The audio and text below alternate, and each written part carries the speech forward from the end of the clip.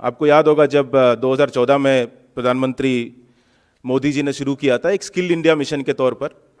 खैर, एक चलता हुआ प्रोग्राम था नेशनल स्किल डेवलपमेंट मिशन, उसको उन्होंने रिपैकेज किया स्किल इंडिया के तौर पर और उसका नाम रखा PMKVY। और ये CAG रिपोर्ट के बाद हम इसको स्किलिंग स्कैम बोले या स्कैमिंग स्किल बोले, इस पे हमें डाउट है, क्योंकि आप जैसे देख सकते हैं यहाँ पे ये 7 साल में करीबन 10,000 करोड़ इन्होंने बांटा है। इसमें 14,000 करोड़ का स्कीम था, उसमें 10,000 करोड़ स्पेंड किया है, खर्च किया है इस पे।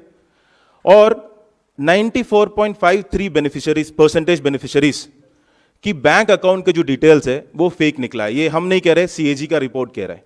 94.53%। मान लीजिए कोई 100 अगर आपकी क्लास में है, उसमें 95% की डिटेल्स आपके पास नहीं है और आप उनको पैसा बांट रहे हैं।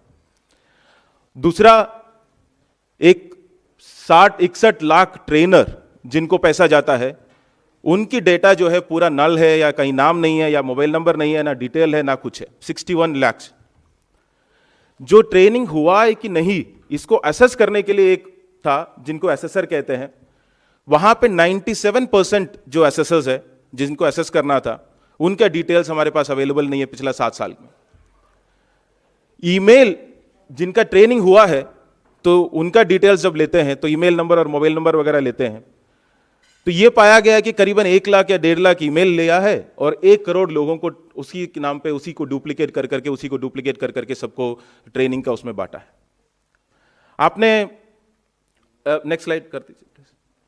तो एक उसके नेक्स्ट स्लाइड में चले जाइए प्लीज। ये एक बहुत इंटरेस्टिंग है। आपने नीलिमा मूविंग पिक्चर्स के नाम सुने होंगे, सुने? नीलिमा मूविंग पिक्चर्स नहीं, बहुत मतलब हम भी नहीं सुने। मुझे नहीं लगता कि ट्रेनिंग जिन्होंने किया है उन्होंने भी कहीं सुना होगा इसके बारे में। पर सरकार की तरफ से जो है कि ये बहुत बड़ा एक मीडिया कंपनी है नीलिमा मूविंग पिक्चर्स। इन्होंने ये स्किल इंडिया या PM कौशल विकास योजना के अंदर 33,000 लोगों का ट्रेनिंग किया है। 33,000 पीपल। और ये कंपनी ROC मतलब बंद है तब करीबन 5-6 साल से, और इनको पैसा गया है। इन्होंने जो है, ये CAG के रिपोर्ट के स्नैपशॉट है, हमारी नहीं है, CAG का खुद का उनका रिपोर्ट का स्नैपशॉट है। एक ही फोटोज को एक जगह पे वो बताया है कि बिहार से है और दूसरी जगह पे शायद बताया है कि उत्तर प्रदेश से है, और इस तरीके का डुप्लीकेट फोटोज यूज करके 33,000 ट्रेनिंग जो है इन्होंने इसके अंदर कंप्लीट किया है, ऐसे कहा है। जो नेक्स्ट स्लाइड एक बार, नेक्स्ट जाइए प्लीज। हाँ, ये एक जयपुर कल्चरल सोसाइटी करके इसी के अंदर, क्योंकि एसेंशियली ये स्कीम में क्या होता था कि हमने कहा कि शायद हम 2 करोड़ नौकरी देंगे, तो ये तो एक जुमला था ही। उसके साथ उन्होंने कहा कि हम स्किल करेंगे, इसके जनरल ट्रेनिंग देंगे। 1 करोड़ युवता को जो है हम उनको ट्रेनिंग देंगे। तो उसके लिए एक पूरा एक सेटअप बनाया PMKVY के अंदर। उसके अंदर एक NSDC था, नेशनल स्किल डेवलपमेंट सेंटर। उसके अंदर उन्होंने एक सेक्टर स्किल सेंटर SSCs बनाए। उसके बाद उसमें एम्पैनल कर सकते थे TP ट्रेनिंग पार्टनर्स या ट्रेनिंग सेंटर्स जिनको कहते हैं, और उसके तौर पे वो उनको पैसा देते थे और उसके तौर पर सर्टिफिकेट जो है बांटते थे, जो ट्रेनिंग का सर्टिफिकेट बांटते थे। इसलिए 10,000 करोड़ इसके दिए गए थे। तो ये एक है जयपुर कल्चरल सोसाइटी, इस तरीके का एक ट्रेनिंग सेंटर है, ट्रेनिंग पार्टनर थे, जिन्होंने एक कई सारे न्यूज क्लिप डाले हैं। इसमें आप देख सकते हैं 4 न्यूज क्लिप। 31 फरवरी को इन्होंने ट्रेनिंग ऑर्गेनाइज किया है।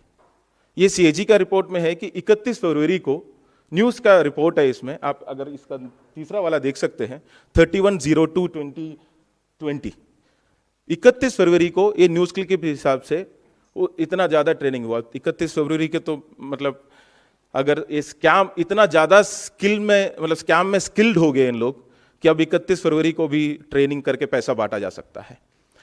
तीसरा जो है एक, नेक्स्ट स्लाइड कर दीजिए प्लीज। हाँ, ये एक रेडिएट डिजाइन करके है, डिजाइन्स जिनको देख सकते हैं कंपनी का। ये उनका दुकान है, वो बंद दुकान है। इन्होंने करीबन 15,000 ट्रेनिंग दिए हैं।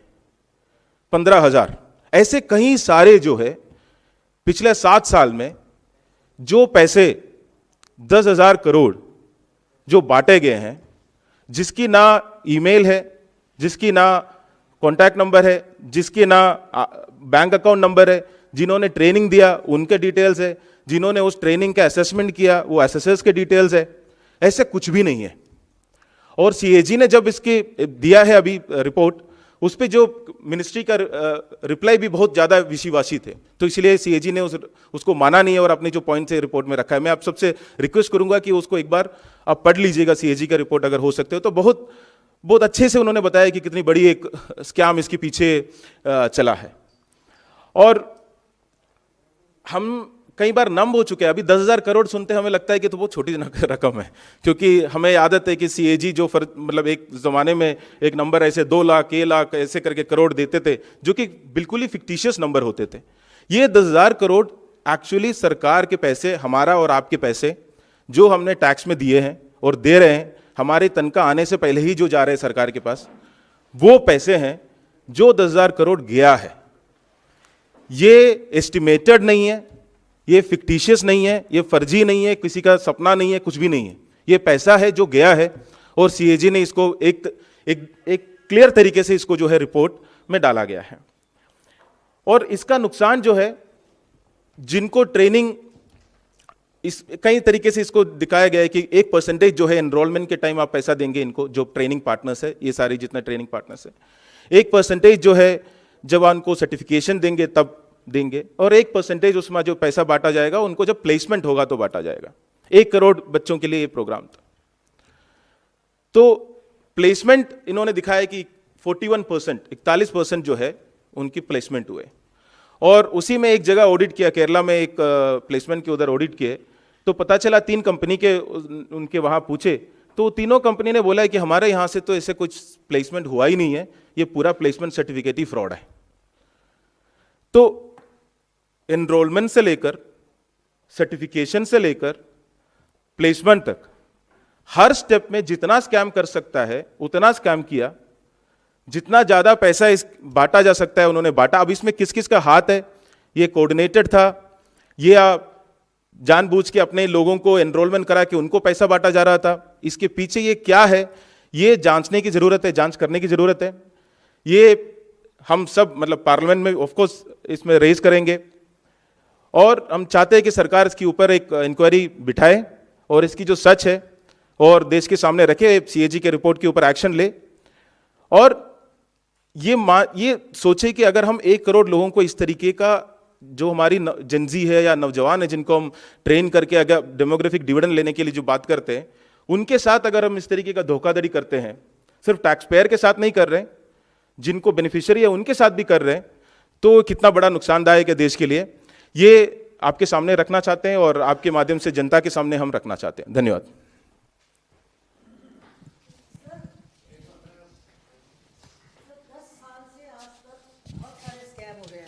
Skill India, make in India, smart city, सब कहाँ है? जांच तो किसी की होती नहीं, पुलवामा की आज तक नहीं हुई, पहलगाम की नहीं हुई, तो जांच किससे मांग रहे हैं जबकि डिग्री तक फर्जी है? हाँ नहीं, देखिए ये जो है आज सीएजी का जो एक रिपोर्ट है, एक कॉन्स्टिट्यूशनल बॉडी है, उन्होंने एक 2015 से लेकर जो अभी तक 2022 तक के और अभी 24 तक का भी इन्होंने कर रहे हैं, उसका एक रिपोर्ट उन्होंने खुद बनाया, एक परफॉर्मेंस ऑडिट किया, उसके रिपोर्ट किया है। ठीक है, कोई एलिगेशन नहीं है किसी तरीके का, ये एक कॉन्स्टिट्यूशनल बॉडी ने ये बना के लिख के दिया है, ये हुआ है करके। ठीक, हम इस पे तो उम्मीद रखते हैं कि इस पे तो जांच होगी। जितना ज्यादा इंस्टीट्यूशंस को कंट्रोल करने के बावजूद, जितना ज्यादा इंस्टीट्यूशंस पे ऊपर दबाव होने के बावजूद, कहीं कहीं पे तो सच निकल के आते हैं इंस्टीट्यूशन से। तो एक ऐसे एक मौका है जहां पे वो सच निकल के आया है और वो जो है सामने है।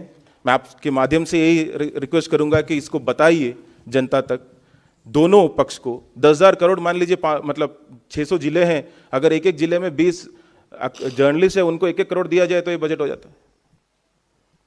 हमें लगता नहीं है कितना बड़ी अमाउंट है, क्योंकि सरकार की तरफ से जाते हैं और हमें जब टैक्स है वो बिना हमारे पास आए वो कट जाता है, क्योंकि हमें लगता नहीं है कट रहे हैं ना, वो तो आने से पहले टीडीएस में ही चले जाता है, इसलिए लगता नहीं कि हमारी पैसा जा रहा है। हमें वो जनता के पैसा है जो ये 10,000 करोड़ गया है, वो कहां गया? ये ट्रेनिंग के लिए जाते और नौकरी पाते तो इकोनॉमी का फायदा होता। ये अगर यहीं आपस में बैठ के खा रहे हैं तो इसका तो नुकसान है। तो इसकी तो इस सीएजी रिपोर्ट का उस गंभीरता से इसको लिया जाए, ये एक रिस्पॉन्सिबल अपोजिशन की तरफ से हमारी जो जिम्मेदारी है उन सरकार के पक्ष में रखना। और हम एक्सपेक्ट करते हैं कि अगर इसमें पीएम या पीएमओ इन्वॉल्व नहीं है तो उस लेवल पे इस पर जांच होनी चाहिए। अगर इन्वॉल्व है तो इसकी जो फाइट करने का है जनता के सामने जो एक विपक्ष के तौर पर हम लड़ सकते हैं उस तौर पे हम लड़ेंगे इसमें। गोपीनाथन जी, ये जो स्कैम हुआ है इसकी टाइमिंग कितनी रही है, क्योंकि आपने तो इसे स्टडी किया है? 2015 से 2022 के बीच में, 2015 और 22 के बीच के परफॉर्मेंस ऑडिट है। हाँ जी, हाँ जी, हाँ जी। शुरू होने वाला 28 जनवरी से, क्या आप उसमें उठाओगे इस मुद्दे को? 100% उठाएंगे, 100। हम चाहते हैं कि इस पे डिस्कशन हो।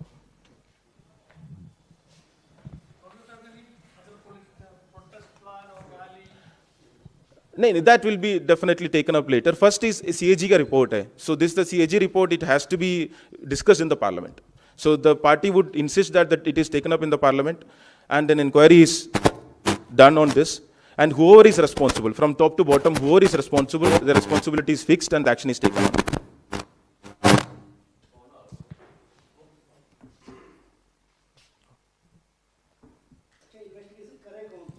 कौन सी एजेंसी को आप?